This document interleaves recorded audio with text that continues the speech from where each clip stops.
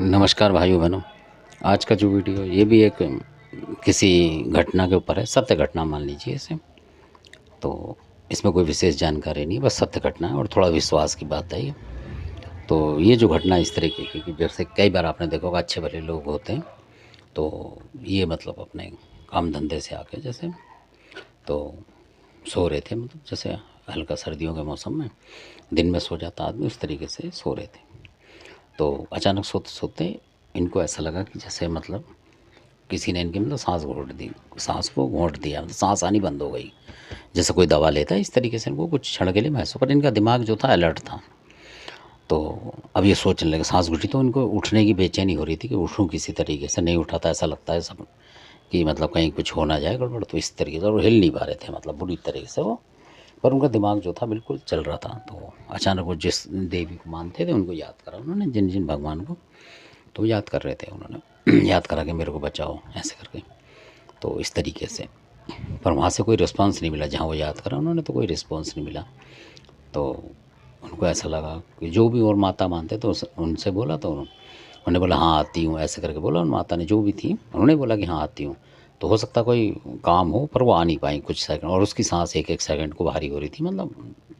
और यानी कि सपना टाइप मान लो उसको, मतलब कुछ दिख भी नहीं रहा था और ना हटा पा रहा था हाथ ना कुछ।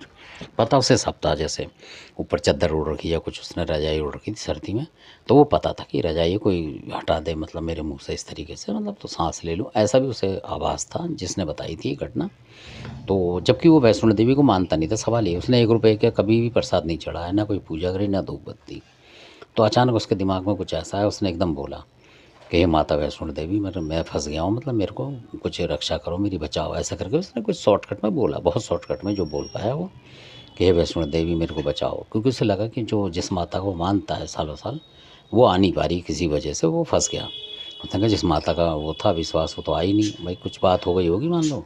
तो फिर उसने वैष्णो देवी को बोला कि हे माता वैष्णो देवी, और जबकि वो पूजा नहीं करता, अचानक उसके दिमाग चल गया, मतलब आ गए दिमाग में, तो उसने बोल दिया ऐसे ही, हवाई फायर कर दिया उसने कि हे माता वैष्णो देवी मुझे बचाओ, ऐसे करके। तो एकदम से आप यकीन नहीं, उसने बताया, खैर हमने तो कभी वैष्णो देवी देखा नहीं, तो उसने बताया कि एक बड़ा सा भारी सा त्रिशूल आया हवा में उड़ता हुआ, और उसके हाथ पे लगा है, यानी किसी हाथ पे लगा, जिस हाथ पे लगा उसमें कड़े थे, मतलब भारी भारी पीतल के टाइप के।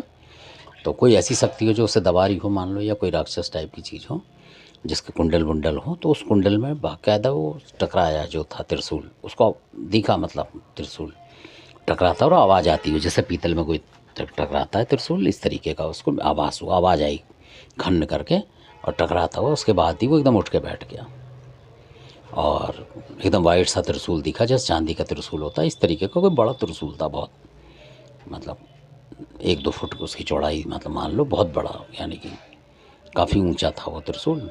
ऐसा बता रहे थे वो कि मतलब 7-8 फुट का मान लो आप, कम से कम इतना था वो, इस तरीके का बता रहा था वो, कि करीब करीब इतना तो होगा, एक आदमी की लंबाई के बराबर का त्रिशूल तो था वो।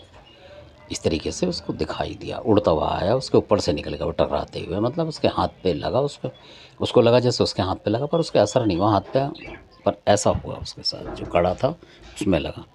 तो आशा करता हूँ आपको वीडियो अच्छा लगा होगा, जानकारी। धन्यवाद आपका, आपने वीडियो देखा। अच्छा लगे सब्सक्राइब करें, शेयर करें, लाइक करें, शेयर ज़्यादा करें। धन्यवाद।